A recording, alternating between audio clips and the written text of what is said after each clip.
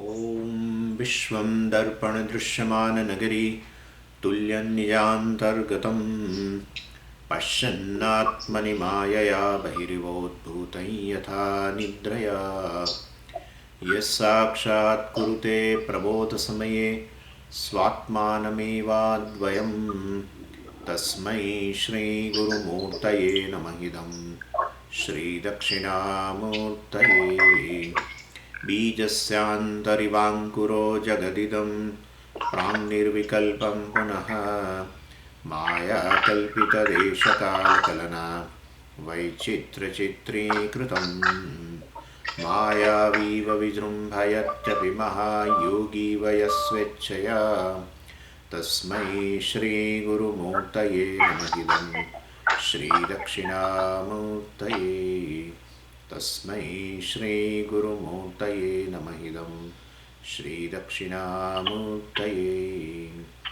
ॐ सहना भवतु सहनौ भुनक्तु सह वीर्यं करवावहै तेजस्विनावधीतमस्तु मा विद्विषावहै ॐ शान्तिः शान्तिः शान्तिः सदाशिवसमारम्भां शङ्कराचार्यमध्यमाम् अस्मदाचार्यपर्यन्तां वन्दे गुरुपरम्पराम्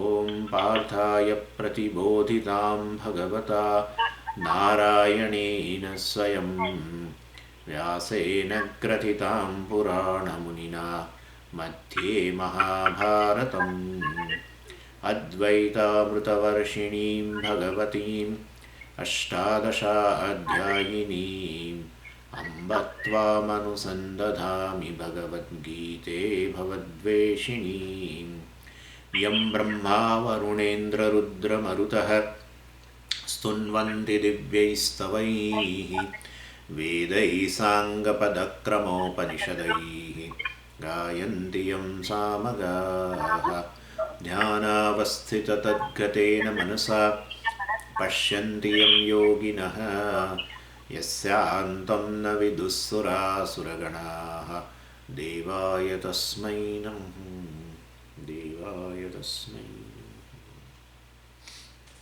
वर्स 38 सुखदुःखे समे कृत्वा लाभालाभौ जयाजयौ ततो युद्धाय युज्यस्व नैवं पापमवाप्स्यसि. So sukha dukkhe, one pair of opposite. Labha labhau, another pair. Jaya jayau, third pair. I mean, these are various pairs of opposites existing in world. I mean, when one confronts different situations, one basically brand the different situations like this. Sukha dukkhe, so pleasure and pain. Sukham cha dukkham cha sukha dukkhe, labhascha alabhascha labha labhau, jayascha ajayascha jaya jayau. These are all dvandvas, iterator dvandva. So, sukha dukkhe, pleasure and pain. There is no pleasure and pain, the situation is not pleasure and pain. Our own ragadveshas, make the situation brand as pleasure and pain. What is pleasure can be a pain for you. What is a pain can be a pleasure for me. Wow. So this is how the thing is. So basically these situations, we call it as a pair of opposites existing in world. But mainly Bhagavan is concerned that our own ragadveshas implant, brand these different situations and like this. And then definitely the sameness goes away naturally, because a particular situation I look upon as I'm in a pleasure, and then I run after it. I want to retain it. I want to have a object of pleasure. I want to retain the object of pleasure. There is one thing. And I want to get rid of, I want to avoid the object of pain or the pain as such. And I want to get rid of, even if it has come down to me, well, I don't want it, I want to get rid of it. So either way. So this is how it has been told. Sukha dukkhe same krutva labha labhau jaya jayau. So taking pleasure and pain with equanimity as though they are one and the same, well, is the seed of karma yoga. So same applies to, gain and loss, victory and defeat, etc., success and failure. All this also are there. So Krishna sowed the seed here. Well, and so seed here for karma yoga. And the basic aim of karma yoga is to get rid of ragadveshas. When ragadveshas are not there, the situations will not brand them as a sukha, dukkha, labha, jaya, parajaya, etc. So the sameness is nothing but removing the ragadveshas, and therefore the situations you will not brand them as these pairs of opposites. And so Bhagavan is basically, other than Atmajnanam, the main topic is how to deal this with ragadveshas.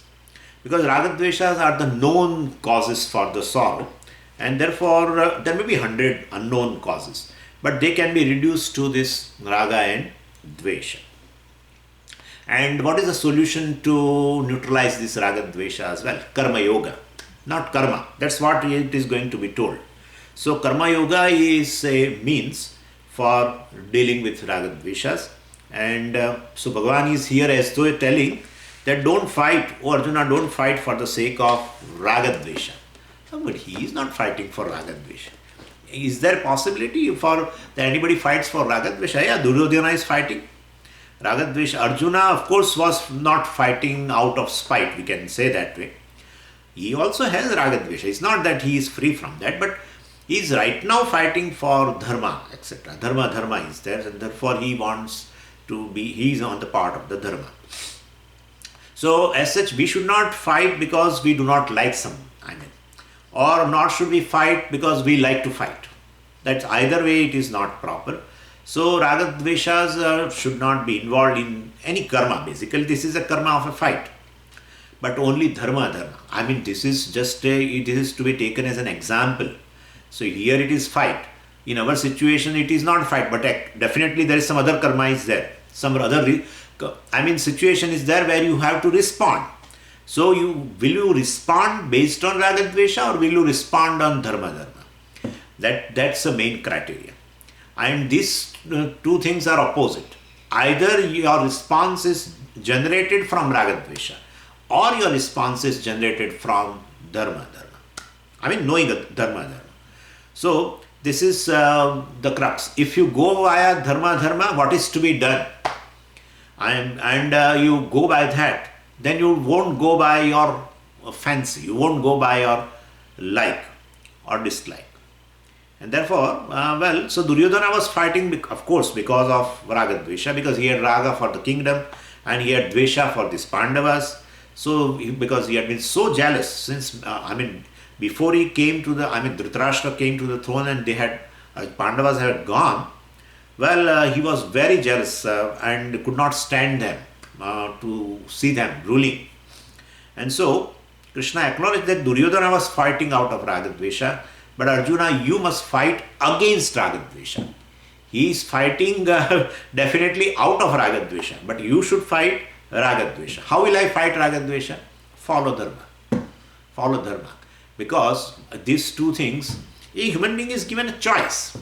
And he exercises choice, and he goes via what he likes, or he can go via what is to be done. And generally it happens in our activity that what I am supposed to do, I don't like, and what I am not supposed to do, I like. Anything, even in eating also it is there. What I am not supposed to eat, I like. What I am supposed to eat, I don't like. So this is most of our activities, our choice is generally influenced by our likes and dislikes, and not influenced by dharma. So if you want to fight ragadvesha, then definitely you have to go by what is to be done, what is not to be done. You have to go by that. Then definitely these ragadveshas would not have a place. or else Ragadvesha would, otherwise your activity will be out of Ragadvesha. And the person who is a religious person, well, his activity is based on dharma, what is to be done, what is not to be done, etc. It is based on that. And therefore, Arjuna, Bhagavan as though is telling that you, in this fighting this war, well, you are really not fighting against Duryodhana, but you are fighting against Ragadvesha. I mean, you are fighting, this whole battle for you is based on dharma. And so, Bhagavan as such here he says, Yuddhaya yujjasva tataha. Therefore, Yuddhaya yujjasva, well, definitely prepare yourself for the battle. Naivam papam avapsasi. So, well, so you will not gain sin. So here what is to be done is, basically what is to be done is a fight in this situation. Otherwise, in general situation is do what is to be done. Here it is fight, so fight. Tataya yuddhaya yujjasva means prepare yourself for battle. So so that is not the advice to us, that fight. Every time it's not fight for us. Every time is what is to be done. Do what is to be done. That's all. When you do what is to be done, you will not go by offenses. You will not go by your like and dislikes. And that is how you are fighting against your likes and dislikes. That's what it means. So for Arjuna, this battle is basically fighting against Ragadvesha, not fighting against Duryodhana. And for Duryodhana, it is fight out of Ragadveshas, for the sake of Ragadveshas. And that is the difference between them. And since Arjuna was doing his Swadharma, Bhagavan said Swadharme Nidhanam Shreya, etc., etc. So Arjuna was doing Swadharma, protecting Dharma, etc. He is a Kshatriya and he has to protect Dharma. And so for him the fight is basically Swadharma. So Krishna assured also that he would incur no sin. In fact, he would gain punyam. By killing you, he will gain punyam. This is amazing. This is amazing. By killing one gains punyam. So, na evam papam avapsasi. Bhagavan gave a clean sheet. And this is not a killing of one person.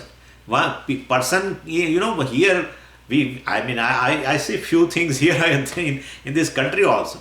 If person kills somebody, he would be having a life imprisonment. Single person also. If he kills, well, he would have a life imprisonment. And here this Arjuna is going to kill several people, including all this so-called, his teacher Drona and this Bhishma and all. Well, very elderly person and very, very, respectable. And still, if he kills, Naiva evam papam vapsasi. This Bhagavan can say, nobody can say this. This is a very bold statement. Evam papam, still tato yuddhaya yujjasva, prepare yourself for the battle and fight, and still you will not incur a papam. In fact, you will get punyam and you will get swarga and this and that, and Bhagavan said so many things.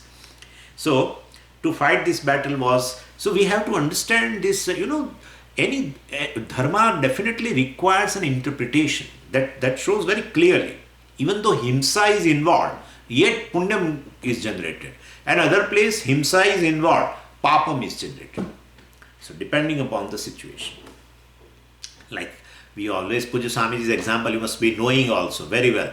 That, doctor also uses a knife. And, he puts he injures the body. As though he injures the body in operation theatre. And another rogue also, other person, a culprit, will also injures other person. Well, one gains papam, another gains, he gets punishment. And also papam, drishta both. If you hurt somebody, definitely drishtafalam is the law of the land will work.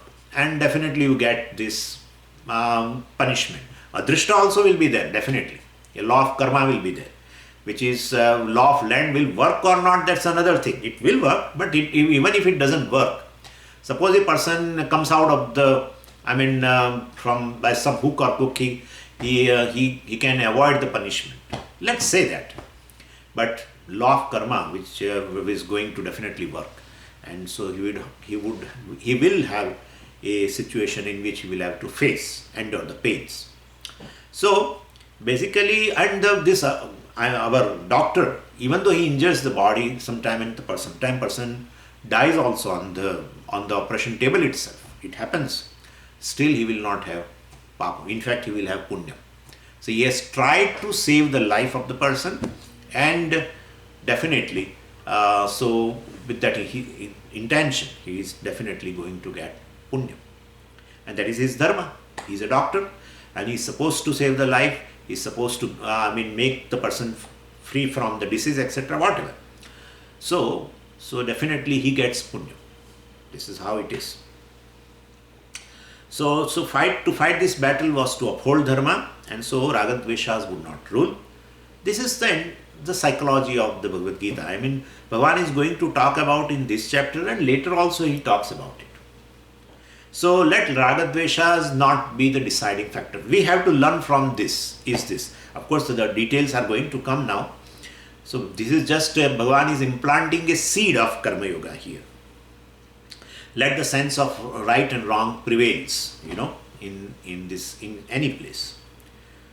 So let the sense of what is to be done, what is not to be done, etc. will be the deciding factor in any activity. And that this kind of a thing should be told only to a human being. Not any living being should be told like this. Because we have a faculty of choice. And therefore what to choose is definitely a responsibility. And especially when there is a full freedom of choosing, then definitely this thing is very essential what you do. And therefore, so you become a yogi. If you do like this, means if in your life the sense of right and wrong prevails, or the sense of what is to be done and not what is not to be done prevails, then definitely you become a yogi. If you don't go by your likes and dislikes and you will choose your activity based on this dharma, etc. What is to be done, what is not to be done. Dharma, it is to be understood in this way only. In a general way, in a universal way. Whenever dharma comes, we always think this is taught something in the Shastra, etc. And therefore we don't have an access. And then how to decide, Swamiji, what is dharma? It's a common sense ethical code. It is just a common sense ethical code. What you don't like others to do, others do to you, you should not do to others. That's all the meaning is. That's all it means. It's a universal ethical code. Well, I don't like to be getting hurt. And therefore you should not hurt others. Becomes dharma. That's how it has been. It's a universal ethical code, and that has been given where the choice is there. The choice is given in the buddhi, and there itself on the other side, this thing also given. The whole thing, what you like, what value, what kind of a value you have. You have value for himsa or ahimsa. You have value for truth or untruth. You have value for honesty or dishonesty. Just see. You have a value for honesty. You like honest people around. You like the truthful people around. Even a person who is very near to you, if because of some weakness he or she speaks untruth to you, you feel so much hurt. That shows you have a value for truth. Otherwise, when he or she speaks untruth, you should be happy if you have a value for untruth. But you don't like it. That shows that you don't have a value for untruth. Very simple. So we have to refer a big Dharma Shastras or some books. And this all is given. Bhagavan knows this, that human being is not going to refer. And therefore let me give the whole Dharma Shastra, the universal values, etc. Where the freedom is given, there itself he has given this whole thing, a list of whole things which you value. And therefore, and then if you have a value for that, and that's what you feel the others should observe whenever they transact with you, then definitely you also should transact with others in keeping the same value. Then only there is a harmony. Harmony. What happens is, you have a value for all these things, and you expect others to behave according to those values. But then you don't behave in that way, and that's how the conflict is generated. If you also behave in keeping with those values, well, definitely in keeping with dharma, in keeping with truth and honesty and etc., in keeping with non-violence, you also behave in the same way, then there is a harmony. So harmony in relationship is this, that you expect a certain kind of a behavior from a person, and you also do in the same way to the others. That's where harmony is there. And otherwise a conflict is generated. You may cheat other person. The person may be cheated also. But definitely in your mind there is a conflict generated because you have a value for non-cheating and you have not behaved. You have a choice, but you have chosen a path in which you cheated the person. You have taken advantage of the person. You have taken, sometimes it happens that you take an advantage of a goodness. You means don't take that way that you are doing. We are discussing it that way. So person takes an advantage of somebody's goodness. Person takes an advantage of somebody's weakness. All these kind of things are there. But you don't like to be taken advantage of. Suppose you reveal your weakness to others, and then person starts taking advantage of you, then you definitely don't like.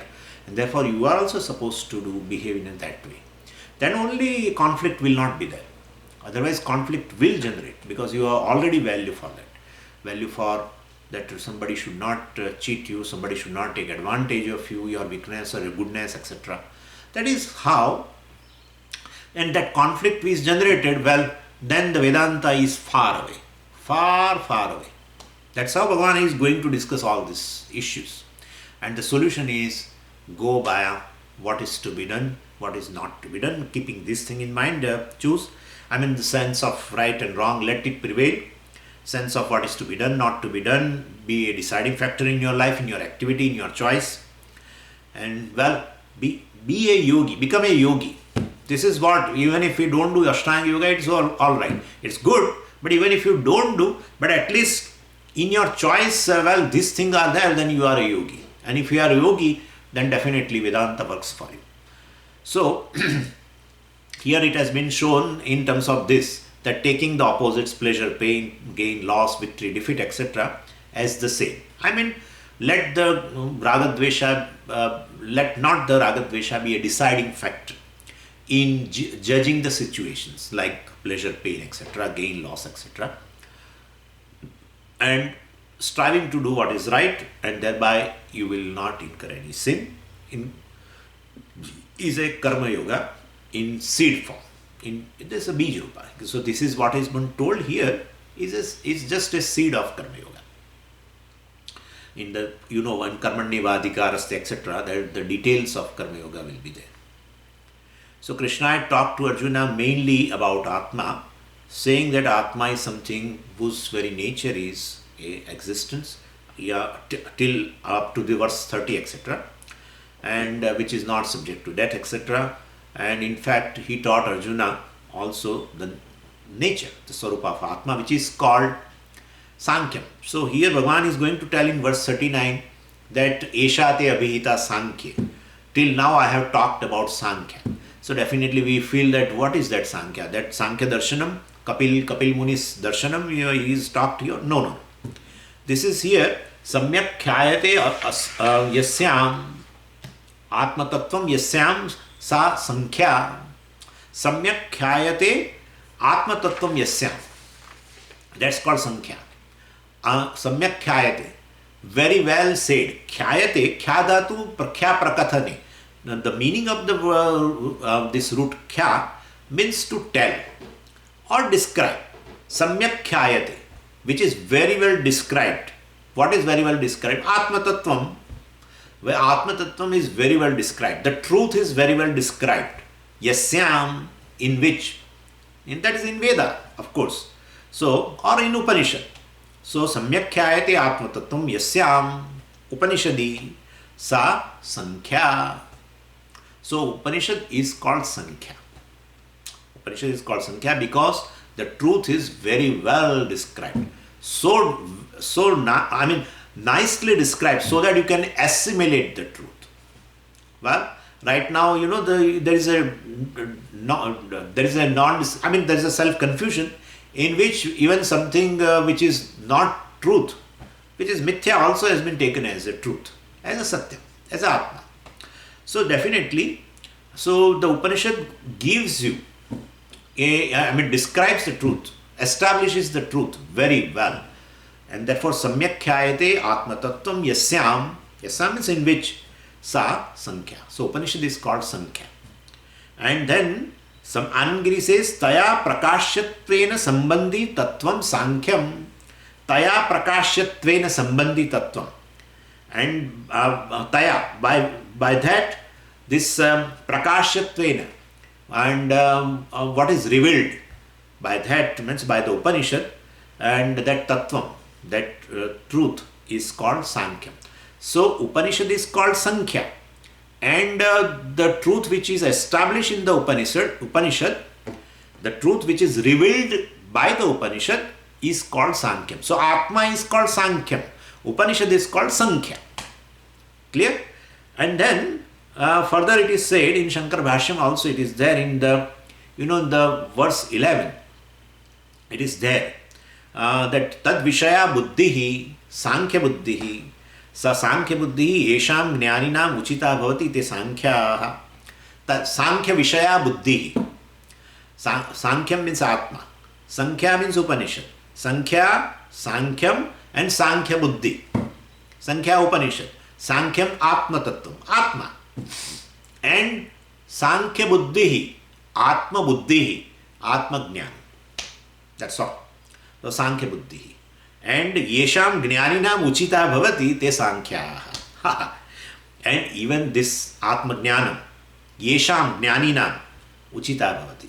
And the jnanis who definitely, or the wise people, who has this Atma jnana, who has this sankhya buddhi, are called sankhyaha. So our sankhyas are nothing but the wise people. Well, the jnanis are called sankhya. So sankhya, sankyam, sankhya buddhi, sankhyaha. This is how it goes.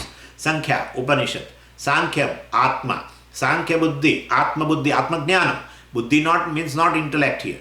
Buddhi means jnana. And that is where, see, you can understand. Now, in Sampradaya, if we are not there, well, if this buddhi is equal to jnanam, if I would not know from Sampradaya, I cannot tell you also. And our teacher has known from their teacher. This is how Sampradaya works. Sampradaya means a way of communication so that it becomes clear to you. If you understand here buddhi means intellect, then for Sankhya buddhi means Atma intellect. What is that? So, buddhi means a jnana. Anyway, because buddhi is a place where we gather knowledge. Anyway, so Sankhya buddhi is Atma jnana. And one who possesses this Atma jnanam or a Sankhya buddhi is called Sankhya. That's how it is. And plural will be Sankhya, Rama, Rama, Rama. So from the basis of Anandagiri and Shankar Bhashyam, we can understand the meaning like this. So jnanis who have knowledge of Brahman or Atma are called Sankhyas. Well, so now in the verse 39, Bhagavan tells Arjuna that so far we have, now he is going to make a division now. Two topics are discussed in Bhagavad Gita, and so now he is as though concluding, provisional conclusion. Again, Atma talking, he will talk about Atma again later. But provisional conclusion is there right now that, so far we have talked about Sankhya, means we have talked about Atma, the nature of Atma. And now I would like to elaborate upon Karma Yoga, which had been so told in a seed form in verse 38, Sukha Dukkhe Same Krutva, etc., taking them as a same, is to make them same. Definitely Karma Yoga is required, and therefore, Bhagavan has as though implanted a seed of Karma Yoga in verse 38, and from verse 39 onwards, of course, verse 40, etc., also will be there. Verse 39, he makes a division now. So he introduced two different topics of the Gita Shastra in this verse 39, and namely one is Sankhya Yoga, other is or a Jnana Yoga, and the other is a Karma Yoga. So since this is an important section of the Bhagavad Gita, so Shankaracharya ji comments also in detail. Of course, we are not going to do that bhashyam But we'll just see that part with the translation of the Bhasham, a little bit of Bhasham. Let's read that verse now. Esha te bihita sankhye buddhir yoge tvimam shrunu buddhya yukto yaya partha karma bandham prahasyasi.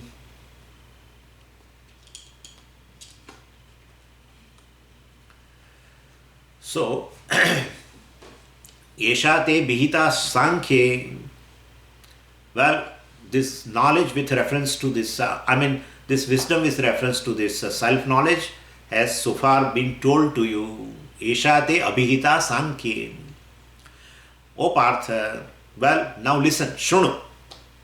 What? This wisdom of yoga, buddhir yoge tu imam shrunu. Now listen to, to the wisdom of this yoga, and if you are endowed with that, you will get rid of karma bandham prahasyasi, you will get rid of the bondage of action. So buddhya means here we translate as a wisdom. Yukta means endowed. Buddhya yukto yaya partha. Yaya buddhya yukta. Hey Partha, if you are endowed with that wisdom, karma bandham prahasyasi. So I am going to talk about you the yoga, that is karma yoga, by which you will be free from the bondage of karma. That's what it means.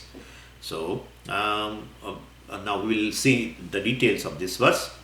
See, from verse 11 to 30, we have done this, I am just reminding you, verse 11 to verse 30 of this chapter, well, we call it as a Sankhya Yoga because Bhagavan has talked about the nature of Atma. So the knowledge, taught by Bhagavan to Arjuna is called Sankhya, or that is Atma, nature of reality of Atma, etc. And verse 31 to 38, we have divided again into two portions, that from the standpoint of a dharmic, from the ethical standpoint, is from verse 31 to 33, and from 34 to 38, well, that is purely from the practical point of view.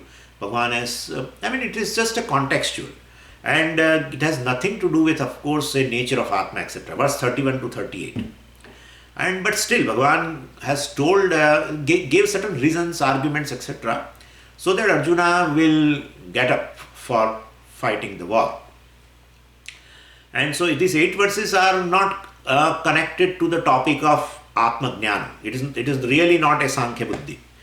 But still it has been included in that. And Bhagavan says, Esha te abhihita Sankhya. Up to this I have talked about Atma Jnana. But you should definitely understand between verse 11 to verse 30 only. 31 to 38 is definitely, it is really speaking, it is regarding dharma, etc. only. And therefore it should be included in the later portion. But anyway, Bhagavan said just out of a context. So, although not this Sankhya Yoga, they are contextual in the flow, and so representing a particular argument from the standpoint of one's dharma and other practical standpoint. You will lose your name, fame, etc. And for a Kshatriya like you, who is so popular and famous, and if they talk, unutterable things for you, and then you will feel like, committing a suicide, maranatati richyate, etc. So many. For a practical standpoint also, Bhagavan has explained him not to withdraw from the war, etc., and to fight, etc. So, but it has been included in this. And then from verse, in that also, in verse 11 to 30, verse 11 to 16 as such only, Bhagavan has introduced this topic, that is Atma Tattvam, and the little depth of it has started from verse 17 to verse 30. So you can take that way, but that is the portion which we call Sankhya Yoga, or we call it Atma Jnana, in which the nature of reality of Atma has been revealed. Now, this chapter is called Sankhya Yoga. So means definitely the chapter should be over. No, because if you say Bhagavan says this Sankhya Yoga, I have discussed up to this, till at this point I have discussed Sankhya Yoga, And now definitely other topics would be there. Then why do you call chapter 2 as a Sankhya, whole chapter?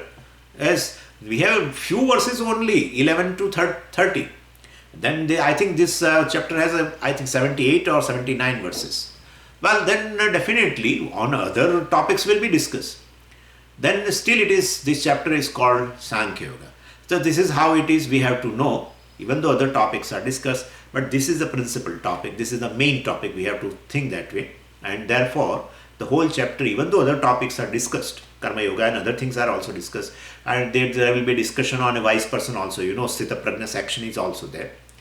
And therefore, even though other topics are there, but here the main topic, the principle, yoga means a topic basically, as such.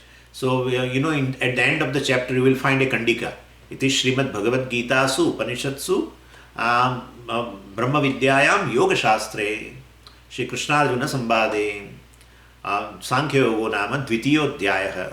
So, there Sankhya Yoga means Atma Jnanam, or yoga as Pujya Swami describes as the topic of Sankhya means topic of Atma Jnana. We can take that way. Yoga means a topic. Because Arjuna Vishada Yoga means that, well, definitely, how will you translate that yoga? It's not there, the yoga will not be in terms of a jnanam, etc. It's a topic. The topic is the Arjuna Vishada, sorrow of Arjuna. That's a main topic in chapter 1.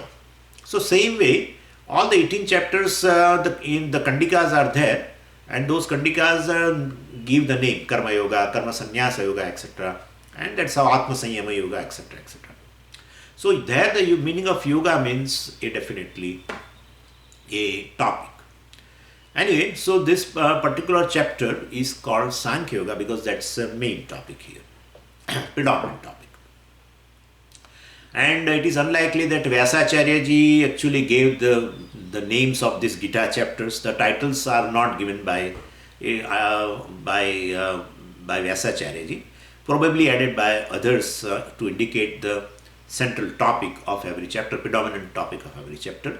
Later acharyas might have done it.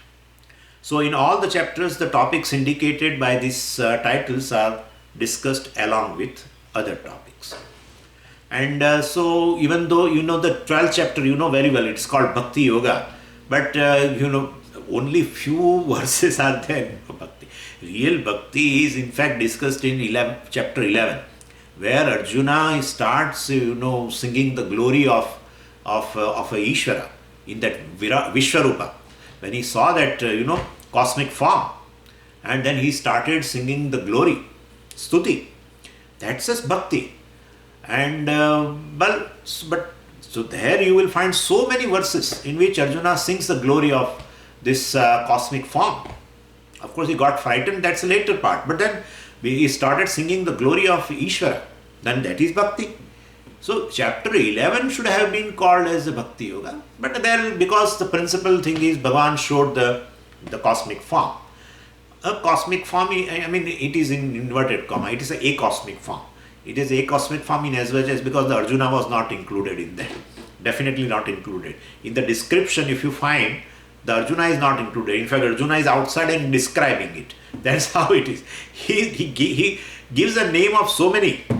He says that all these enemies I am finding in your mouth, etc., and getting killed and crushed, and you are chewing them, etc., etc. But he does not tell that I am also there. Definitely, he is not telling that. And therefore, we should say it is not a cosmic. Cosmic means it includes everything. So, but largely, it is a cosmic form. A few are not included as such. Arjuna is one who is witnessing it and describing and singing glory. Anyway, so the 12th chapter is called Bhakti Yoga, even though there is more extensive topic of discussion on this topic called Bhakti in the 11th chapter. Anyway, and same way even in the Dhyana Yoga also, that is a chapter 6, which we call it even Atma Sanyama Yoga, where even so for a Dhyanam you will find only few verses. Shuchau deshe pratisthapya sthiramasana atmanaha natyuchchidram nati nicham chailajina kushottaram, etc., etc. So few verses are only there, how to sit in a posture of meditation, etc., and very few. Still, the whole chapter is called Dhyana Yoga. So this is how. So what I am saying is, we should, we should keep these all things in mind and in the background and see the chapters, what are the titles, etc. Anyway, so up to this point we have reached in this chapter is called Sankhya. It has been taught by Bhagavan, and this particular verse is a provisional conclusion of the topic. So for those who study Vedanta Shastra, it is very important to know why Krishna concluded the topic here as he did. The reason is there are two Shastras within the Gita Shastra, and the other which Bhagavan is going to discuss also now is equally important. Without understanding and without implementing what will be told now in our life, well, we will not be able to appreciate this Sankhya. We will not get the Atma Jnana. And therefore, Bhagavan, it's an imperative on part of Ishvara to even talk about that. And that is how Bhagavan is creating a division here that I have talked up to this point, Sankhya, etc. I have given you the Atma Jnanam, etc. And well, Gita is considered as a Moksha Shastra. And Moksha Shastra means it's a Vedanta. And Gita also, of course, is a Moksha Shastra being, because what is the subject matter of the Upanishad is the subject matter of the Bhagavad Gita. So Vedanta or Upanishad is a Moksha Shastra. Well, this is also Moksha Shastra. So in Veda itself there are two divisions. One is a Moksha Shastra, other is a Karma Shastra, which will give you other Purusharthas. Upanishad fulfills a Purushartha in your life, that is Moksha. And Karma Shastram basically fulfills other three, Artha, Kama and Dharma. So Karma Shastra is basically Karma Kanda and Upanishad is a Jnana Kanda. And in the Karma Shastra or in a Karma Kanda, basically, all the karmas, rituals and sadhanas, means to gain the various sadhyas are given. Various means are there, various ends have been shown. And so you can choose means in order to achieve a given end. And that given end are many. We will find many rituals are there, which give you a specific result. But ultimately it will give you only three kinds of ends, three Purusharthas, and that is Artha, Kama and Dharma. So Karma Kanda is also Veda, but Karma is its subject matter. And the subject matter of this Moksha Shastra or Upanishad, that's the later part of the Veda, is Jnana, knowledge. And that Jnana is nothing but Atma Jnana, which we call it here as a Sankhya. Now this, we'll have to see now the difference between a Karma Yoga and Sankhya Yoga, because Bhagavan is creating a division here, and even you find in Kandika also, Brahma Vidyayam Yoga Shastre. So there are two topics. Brahma Vidyayam means with respect to Brahma Vidya, with regards to Brahma Vidya. Yoga Shastra means with regard to Yoga Shastra means with regard to Karma Yoga. So these two topics are there in entire Bhagavad Gita that you will find in every Kandika at the end of the chapter. And therefore one topic is over, Brahma Vidya or Atma Jnanam is over, Sankhya part is over. Now Bhagavan has to discuss this Karma Yoga also. And while discussing, we should know the difference between Karma Yoga and Sankhya Yoga. So Moksha Shastra can be, and there is ingenious of Pujya Swamiji, otherwise it is very confusing thing. Honestly speaking, if you read, it's not that I am a bias, but if Pujya Swamiji's vision is not there, you will find that in Bhagavad Gita, direct translation, etc., or some other acharyas, with respect I am telling you, some other acharyas, whatever the vision they have given, well, there is no clarity, honestly speaking. And because the vision of the Veda should be there in this also. And Bhagavan also talks, in such a way that we find that really what Bhagavan wants to convey itself creates a question, and it has already been created in the mind of Arjuna. The confusion was there, and that is how he has a single question. He starts with that question in the chapter 3, in chapter 5, and in the later also, and even in chapter 18 also. He starts with that question, single question. Only the words differ.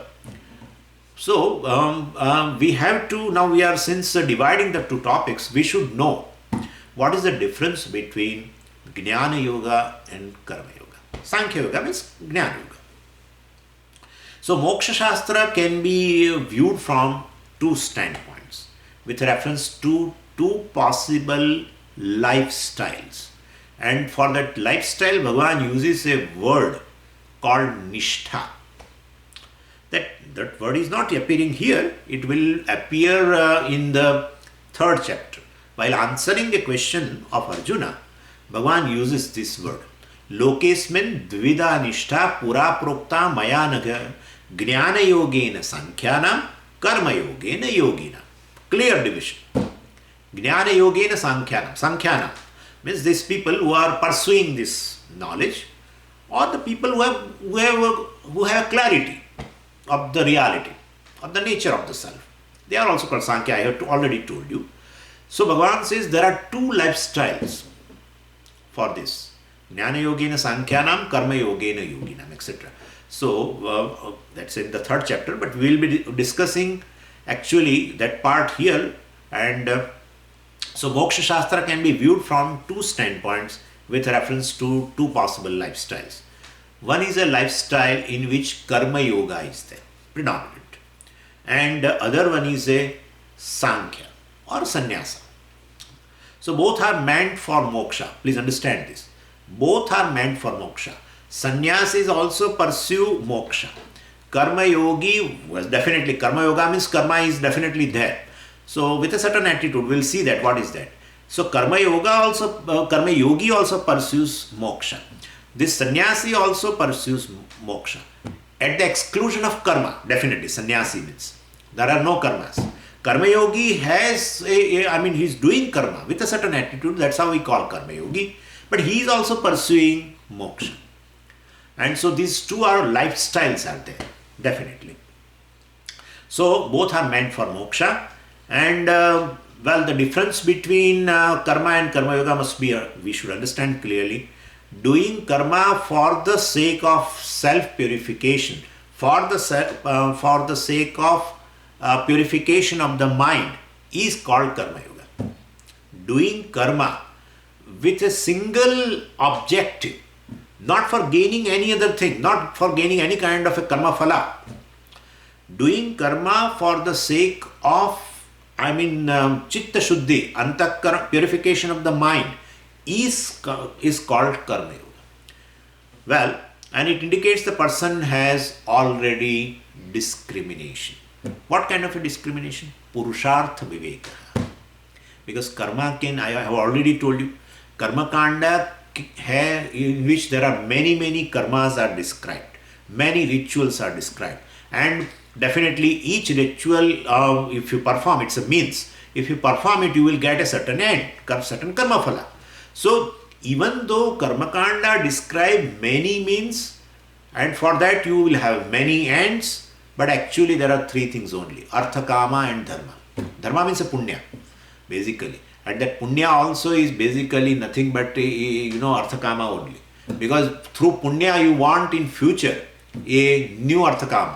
That's how it is. Even you want to go to heaven, not for gaining Brahmagyan. Why should you go to heaven? For Shravan, I want to go to heaven. Nobody says that. Well, definitely one wants to go to heaven also for better enjoyment. Because one is tired here. One is tired. That's how it is happening. Anything you keep on enjoying, you get tired. You want a different objects you want. And that's how those celestial objects, which are supposed to give you the joy for a long time. And even there will not be an effort to enjoy. There is effort in enjoying. That effort is also not there. Even by seeing, even by smelling, you get a joy. And that joy will sustain you for a length of time. Length of time means that's a Devaloka. Understand that. The time scale is different there. And therefore, you can understand. So ultimately, one performs a certain Vedic karmas, also rituals, etc., in order to generate punyam, and through that punyam they want enjoyments. So Pujya Swamiji says this punya, etc., dharma, etc., is ultimately for arthakama only, for better securities. But definitely heaven, you will have a long life. That's how devatas are called amaraha. immortals. Compared to human life, it's so long, and therefore definitely one likes that one has a long, life. One can live for a long, and then not only live for a long with a lot of pain and unhappiness. Well, you will have different enjoyments too, and therefore you have kamas also, and you have artha, security also, and therefore so means, of course, in karma kanda several means are there, and therefore several ends are there. Ultimately there are three, and that's artha, kama and dharma. And Upanishad, well, it gives this Sankhya Yoga, well, definitely it gives a one purushartha, that is moksha. But basically one who has that discrimination, he knows that really I am not interested in security for the sake of security. I am not interested in pleasure, kama, for the sake of pleasure. Really speaking, basically I want moksha. Freedom from insecurity I want. I don't want security. I am having a sense of insecurity. And therefore I want to come out of it. That's how you pursue. So basically I don't want objects of security. Since I have a sense of insecurity, I want to get rid of it because it's not my nature. What is not my nature, I want to get rid of. And therefore, in order to get rid of a sense of insecurity, I pursue certain objects which I consider as a source of security. And that is the thing. So basically the person who has this Purushartha Viveka, that's a Viveka which has been talked as in the Sadhan Chatushtaya. Viveka, Vairagya, etc. That Viveka is not Atma Anatma Viveka. That Viveka is basically Purushartha Viveka. Then only you will have a Vairagya for Artha Kama Dharma. Otherwise it will not. And therefore a freedom from insecurity I want. Freedom from the sorrow I want. That's how, to get rid of the sorrow, I am in search of the objects which seems to promise me a happiness, definitely. So I am behind them. And definitely I don't get through that. And then I pursue some other object, and then I pursue some other object. Anyway, so Artha Kama Dharma, basically, Dharma of course I have told you it is nothing but Artha Kama only. Then in that case, basically I want a freedom. I am in search of a freedom. Freedom from insecurity, freedom from sorrow, freedom from discomfort. So I want freedom. Oh, that freedom is called moksha. And well, definitely that is the nature of Atma. Atma is basically which is free from insecurity, free from the sorrow, because it's limitless. And therefore basically there is only one Purushartha called moksha. One understands then all the other Purusharthas are consumed. That's all. Really, Artha, Kama, Dharma are not real Purushartha in a human being. Human being is in search of freedom. He is always in search of the freedom. And freedom from insecurity, freedom from unhappiness, etc., sorrow, etc. Freedom from discomfort, uneasiness, centered on oneself. And therefore, basically, there is only one Purushartha. Well, then definitely, Karma Kanda's job is over for him. The doors are closed for him. The doors are closed from him. That Karma Kanda has not closed the door towards him. I have closed the door. They have dropped. That's how it is. So Purushartha Viveka one does, then one definitely discerns that moksha alone is a Purushartha. But then Upanishad and others, the text of Vedanta says, well, that's correct. Welcome to this Purushartha. And definitely the means are to know yourself that you are free. Knowing yourself that you are free is a freedom. That's all it is. Knowing that you are free from this is a freedom. So dropping the notions that you are bound, dropping the notion that you are insecure, dropping the notion that I am unhappy is really speaking the freedom. You have to drop the notion. Oh, then you have to pursue this and you have to do Shravanam, Mananam, etc. Oh, then, but basically, there is one condition. Vedanta says, there is one condition. What? Your mind should be free from this ragadveshas. That we call it as a chitta shuddhi. Purification is because these shatrus should not be there. Kameshaha, Krodeshaha, Rajoguna Samudbhavaha, Mahashano, Mahapapma, Vidyenam Iha Vairinam. Arjuna, may you learn this. These are only Shatru. Kama Krodha means Ragadvesha. They are only Shatru. So you have to make yourself free from this. Oh, then this Atmajnanam will help this to remove this. No, sir. Definitely you will have to have another sadhanam for that. That's called Karma Yoga. Karma Yoga only is one which will help you to drop this Ragadveshas. And definitely you become free from that. And then with that kind of a mind which is free from this, if you pursue this, it will become fruitful. What? Atmajnana. You will definitely understand the reality of yourself. You will be able to appreciate what is the nature of yourself. And so to gain that, one performs definitely, now one employs. Karma becomes a means. Understand this. Karma becomes a means now. But just karma is not a means. He was doing karma now till today. He was doing a lot of karma and he has acquired a lot of artha, kama and everything. But now he does karma with a certain attitude. What is the attitude? I am gaining karma not for the sake of artha, kama. I am doing karma right now for the sake of gaining purification of the mind so that I can gain moksha. Then the same karma becomes karma yoga. And there are set of karmas which are specifically there. Well, we call them as a nitya karmas, which we have talked also, before 2 days also. We have talked about it, nitya karmas, pancha mahayagnas, etc. Well, those kind of karmas definitely are helpful to remove obstacles in the mind, which we generally call it as a omissions. Which we call as a pratyavayas. They are generally generated out of omissions, but we can say that the pratyavayas are also gone. So nitya karmas are, there is a set of prayers, let's say, called nitya karmas, that are to be done daily. Ishvara's anugraha is very, very essential. So, like in one of these prayers, I'm just giving an example, there are many. We call as a Sandhya Vandanam. And well, Vandanam means a salutation of prayer. I'm giving you an example. I'm not telling you to do, because you already know what nitya karmas, etc. But this is one example. Well, so Vandanam means a salutation of prayer, and Sandhya refers to 3 times of the day where that prayer has to be performed. In the morning as the sun rises, and at the noon and in the evening as the sun sets. Well, actually the Sandhya, it is, the literal meaning is a joining period of 2 times. Different. So when definitely, the sun, before the sun rises and night has already gone and yet the sun has not risen, you will find that there is a light, right?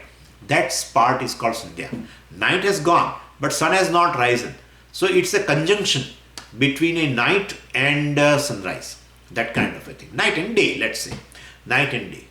And that is called Sandhya. Sandhya means a conjunction. Conjunction of a time. Same way even in the evening also. Sun has not, set completely. And night has not arrived.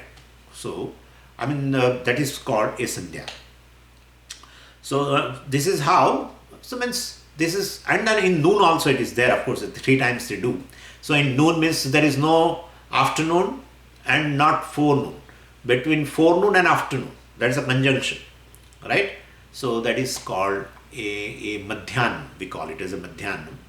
So, there are 3 conjunctions in a whole day, which is called Sandhya.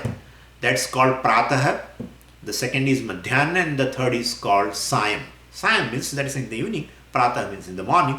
But this kind of a period where the night has gone, but yet sun has not risen.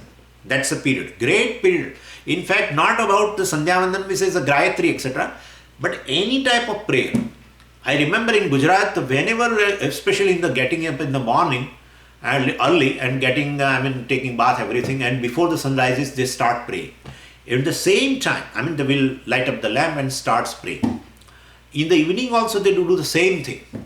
The sun has, almost set, and the night has not yet come. Well, at that time, they again light up the lamp and do prayer. So Sandhya is somehow in the Veda. I'm not knowing the reason, but Sandhya is considered the best period of in a day for doing prayer. And in afternoon, of course, this particular Sandhya Vandanam means a Gayatri Japa, etc. Well, these brahmacharis and grihastha, etc. does. In the noon also, the Madhyanam also, they consider is a good period.